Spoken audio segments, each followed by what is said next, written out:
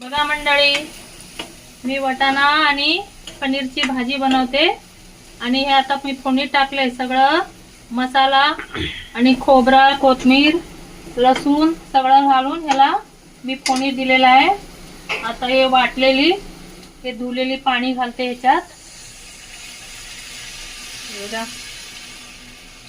बस एवढं पाणी घालते आणि ह्याला जरा शिजू द्या। तर बघा ह्याच्यामध्ये एवढी मीठ घालते, एवढी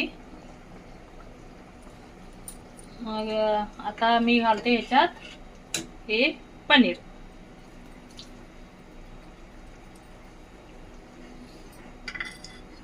पनीर घातलं, आता हे शिजू द्या भाजी। आता बघा ही सकाळी बनवले होते, हे बारीक खोबरा, कच्चा खोबरा आणि वाटाणा घालून भाजी बनवली होती मुलाचं टिफिनला। आणि आता एवढी चपाती बनवायचं आहे। हे आता हे बनवायचं आहे खोबरा आणि गुळाची लाडू बनवायचा आहे। आता बघा शिजती हे भाजी, वाटाणा आणि पनीर आमची।